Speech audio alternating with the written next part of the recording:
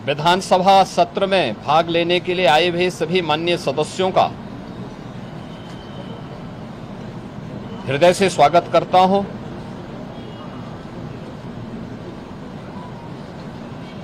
यह सत्र हमारे लिए अत्यंत महत्वपूर्ण सत्र है। वैसे भी विधायिका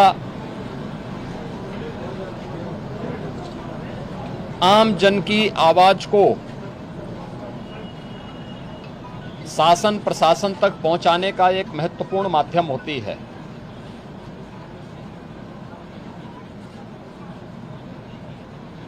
गरीब, किसान, युवा और महिला, इनसे जुड़े हुए मुद्दों पर चर्चा करने, समीक्षा करने और उसे परिणाम तक पहुंचाने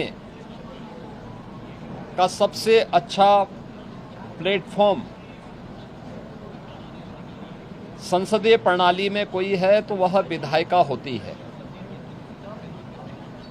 हर जनप्रतिनिधि अपने अपने क्षेत्र की समस्या को वहां रख सकता है और सरकार से उसके समाधान का रास्ता निकलवा सकती है। इस प्लेटफॉर्म का बेहतर उपयोग हो, यह बीजेपी के नेतृत्व में चलने वाली एनडीए सरकार की सदैव से प्राथमिकता रही है और डबल इंजन की सरकार इसके लिए पूरी प्रतिबद्धता के साथ कार्य भी कर रही है। पिछले 9 वर्षों में इसी संवाद से जनप्रतिनिधियों के द्वारा उठाए गए मुद्दों की समीक्षा करने के उपरांत बनी हुई योजनाओं के माध्यम से ही हम प्रदेश में कुछ बेहतर करने का प्रयास कर पाए हैं। उत्तर प्रदेश के परसेप्शन को बदलने में, आमूलचूल परिवर्तन करने में हमें सफलता प्राप्त हुई है। उत्तर प्रदेश को देश के बीमारू राज्यों से उभार करके एक रेवेन्यू सरप्लस और इकोनॉमी का ब्रेक थ्रू स्टेट के रूप में प्रस्तुत करने का भी एक अवसर प्राप्त हुआ है।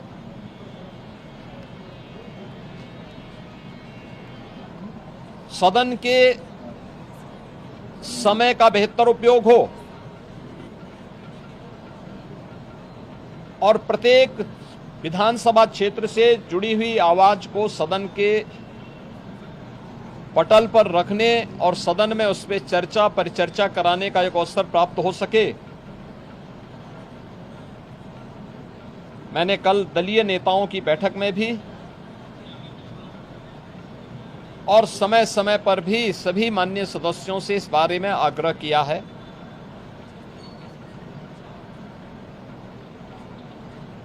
अच्छा होता कि इन मुद्दों पर चर्चा करने की बजाय युवाओं के कल्याण के लिए क्या 9 वर्षों में हुआ है और वर्तमान में क्या कुछ करने जा रही है सरकार। आधी आबादी महिलाओं के सुरक्षा, उनके स्वावलंबन और उनके सम्मान के लिए क्या 9 वर्ष में किया है और आगे क्या करने जा रही है। अन्नदाता किसानों के जीवन में परिवर्तन लाने और उनके चेहरे पर खुशहाली लाने के लिए क्या कदम उठाए गए हैं। इन सभी मुद्दों को लेने के साथ ही गरीबों के कल्याण के लिए वेलफेयर स्कीम ने, डबल इंजन की सरकार ने पिछले 9 वर्ष के अंदर 6 करोड़ से अधिक गरीबों को गरीबी रेखा से उभार करके एक मध्यम वर्गीय श्रेणी में ला करके उनके जीवन में परिवर्तन लाने का प्रयास किया है।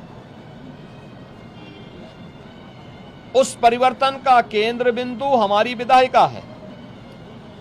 यहां नीतियां बनती हैं, उससे पहले चर्चा परिचर्चा होती है,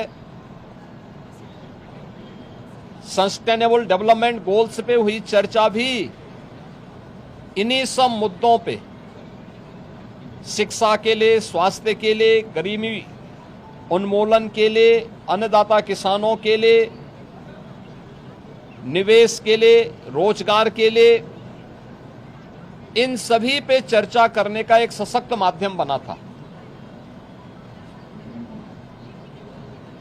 वर्तमान में यह महीना हमारे लिए बहुत महत्वपूर्ण होता है।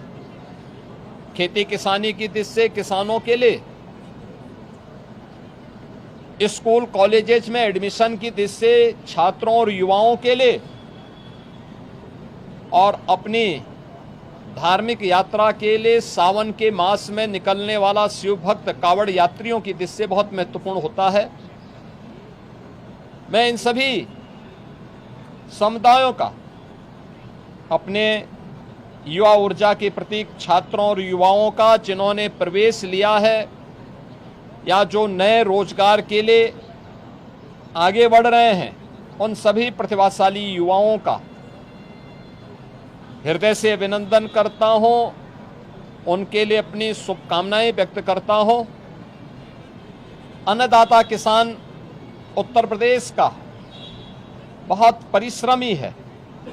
हमारा अन्नदाता किसान जब दिन रात मेहनत करता है, परिश्रम करता है, तब यूपी के इस धरती से सोना उगलवाने का वो काम करता है। आज हमारा अन्नदाता किसान भारत की कुल कृषि योग्य भूमि में 11% भूमि में 21 से 22% खाद्यान्न का उत्पादन कर रहा है। एक बेहतरीन उपलब्धि है। उसके जीवन में व्यापक परिवर्तन हुआ है। प्रधानमंत्री जी के विजन के अनुरूप दोगुने से अधिक आय हमारे अन्नदाता किसानों की हुई है। किसानों से जुड़े हुए अन्य कौन से मुद्दे हो सकते हैं जो उनके जीवन में और खुशहाली ला सके, इस विषय को लेकर के अभी तक हमारे अन्नदाता किसानों ने जो परिवर्तन लाया है, जो रिफॉर्म किया है, मैं इसके लिए उन सभी अन्नदाता किसानों का भी हृदय से अभिनंदन करता हूं। उत्तर प्रदेश के अंदर आधी आबादी के जीवन में व्यापक परिवर्तन हुआ है। 12% जो महिला श्रम बल था पहले 17 में, आज वो बढ़ करके 37-38% से अधिक हो चुका है। डबल इंजन की सरकार कामकाजी महिलाओं के लिए श्रमजीवी हॉस्टल का निर्माण कर रही है सभी बड़े महानगरों के अंदर, जिससे उनके लिए आवासीय सुविधा उपलब्ध हो सके और उन्हें अपने कार्यस्थल पर जाने में बहुत दूरी न तय करना पड़े। इन सभी कार्यों के लिए भी और मिशन शक्ति के अंतर्गत भी महिला सुरक्षा, महिला स्वावलंबन और महिला सम्मान की दृष्टि से सरकार ने अनेक कदम उठाए हैं। उत्तर प्रदेश सरकार की हर एक भर्ती में युवाओं को 9 लाख से अधिक नौकरी उपलब्ध करवाने और उसमें भी 20% से अधिक महिलाओं की भागीदारी के साथ एक नए कीर्तिमान उत्तर प्रदेश सरकार ने स्थापित किए हैं। डबल इंजन की सरकार के कारण आज प्रदेश के अंदर ईज ऑफ डूइंग बिजनेस, सुरक्षा और अन्य कारणों से निवेश के लिए बेहतर अवसर प्राप्त हुए हैं। लाखों नौजवानों को अपने ही जनपद में, अपने ही क्षेत्र में आज नौकरी और रोजगार की गारंटी मिली है। परंपरागत उद्यम को प्रोत्साहित करते हुए वन डिस्ट्रिक्ट वन प्रोडक्ट और पीएम विश्वकर्मा जैसी स्कीम ने उनके जीवन में व्यापक परिवर्तन करने के साथ ही करोड़ों नौजवानों के लिए रोजगार के नए अवसर उपलब्ध करवाए हैं।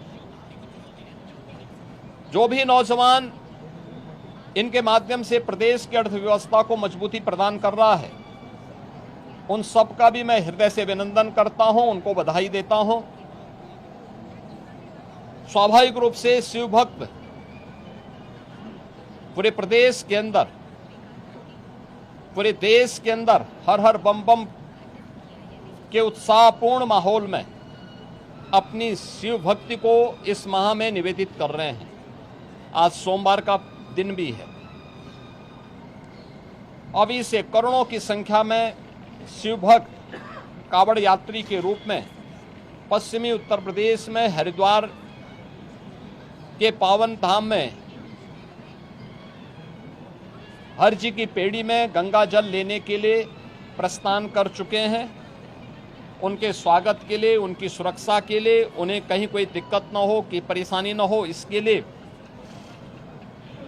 प्रशासन ने, स्थानीय प्रशासन ने, स्वयंसेवी संगठनों ने, सामाजिक और व्यापारिक संगठनों ने, धार्मिक संगठनों ने अनेक कार्यक्रम प्रारंभ किए हैं। हमारे माननीय सदस्यगण भी इस कार्यक्रम में भाग लेने के उत्सुक हैं और इसीलिए 7 अगस्त से उन्हें उन कार्यक्रमों में भाग लेने का अवसर प्राप्त होगा। मैं सभी कावड़ यात्रियों का भी हृदय से स्वागत करता हूं, उनके प्रति भी अपनी शुभकामनाएं व्यक्त करता हूं। मित्रों, जिन लोगों के समय में किसानों के हितों पर कुठाराघात हुआ था,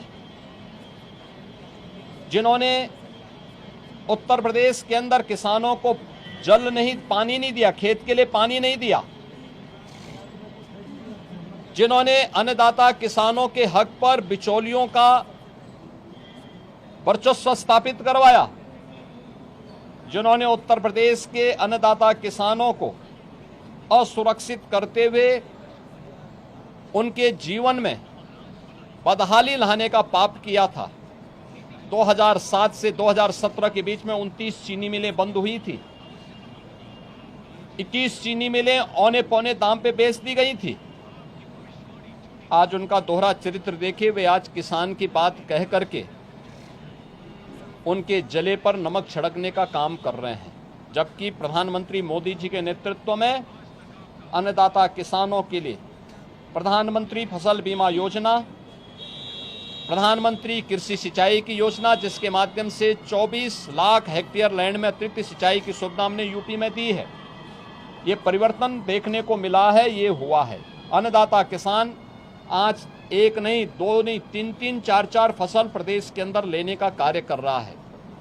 पैक हाउसेज के माध्यम से यहाँ से औद्यानिक फसलों का एक्सपोर्ट हो रहा है, विभिन्न देशों में हो रहा है।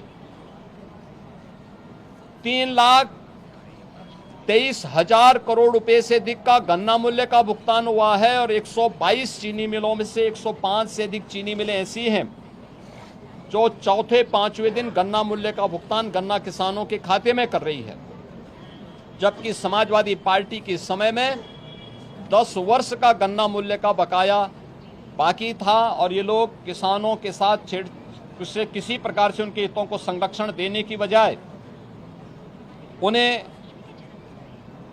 आत्महत्या और पलायन करने के लिए मजबूर करते थे। उनके ट्यूबवेल सुरक्षित नहीं थे। आज 16 लाख ट्यूबवेल में फ्री में बिजली उपलब्ध करवाने का काम ये डबल इंजन की सरकार करा रही है। आश्चर्य होता है वे किसानों के मुद्दे की बात कर रहे हैं। देश में पोर्टल की समस्या आई थी, लेकिन आज खाद की उपलब्धता हर एक जगह सुनिश्चित करवाने के लिए विभाग को पूरी शक्ति के साथ कहा गया है और मैं सभी अन्नदाता किसानों के लिए इस बात के लिए आश्वस्त करता हूं कि डबल इंजन सरकार है, किसान उसकी प्राथमिकता में है, युवा उसकी प्राथमिकता में है। अयोध्या के मुद्दे को वे लोग उठा रहे हैं जिन्होंने राम भक्तों पर गोलियां चलाई थी, जो जय श्री राम बोलने पर लाठी गोली चलाते थे, जिन्होंने श्री राम मंदिर के निर्माण में वकीलों की अपनी फौज न्यायालय में खड़ी करके इस पूरे कार्यक्रम को बाधित करने का प्रयास किया था। और राम मंदिर में चंदा चोरी की बात वे लोग करते हैं जिन लोगों के जेब से एक पैसा भी राम मंदिर निर्माण के लिए नहीं निकला है। इनके दोहरे चरित्र को देश देख रही है, दुनिया देख रही है। मैं आज के इस अवसर पर सभी माननीय जनप्रतिनिधियों से इस बारे में कहूंगा कि वे सदन में एक स्वस्थ चर्चा परिचर्चा को बनाए रखने के लिए कार्य करें। हमारे सभी सरकारी कर्मचारियों ने, आउटसोर्स से जुड़े हुए, संविदा से जुड़े हुए कार्मिकों ने पिछले 9 वर्ष में मेहनत की पराकाष्ठा करते हुए जो मेहनत की है, उनके वेलफेयर के लिए भी सरकार पूरी प्रतिबद्धता के साथ कार्य कर रही है।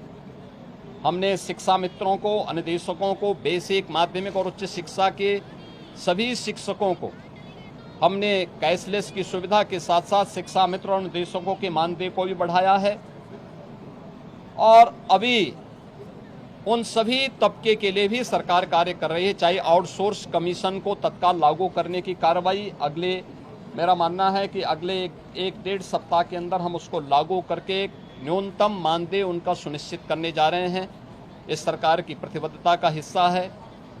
आंगनबाड़ी, आशा वर्कर, रसोइया, ग्राम चौकीदार, इन सभी के लिए भी सरकार ने उनके एक हैंडसम मानदेय उनको प्राप्त हो और उनकी सेवाएं इसी प्रकार से प्रदेश के हित को संवर्धित करने के लिए कार्य करेगी। इसके लिए हम लोगों ने सप्लीमेंट्री बजट का सहारा लिया है और मैं विश्वास करता हूं कि प्रदेश के हित के लिए 25 करोड़ जनता के वेलफेयर के लिए, उनके विकास के लिए विधानमंडल की इस कार्रवाई को शांतिपूर्ण ढंग से चलाने के लिए हमारे विपक्षी साथी नकारात्मकता की राजनीति को छोड़ करके एक सकारात्मक राजनीति को आगे बढ़ा करके उत्तर प्रदेश के इस बदले हुए परसेप्शन को प्रदेश के विकास के लिए और प्रदेश की समृद्धि में अपना योगदान देंगे।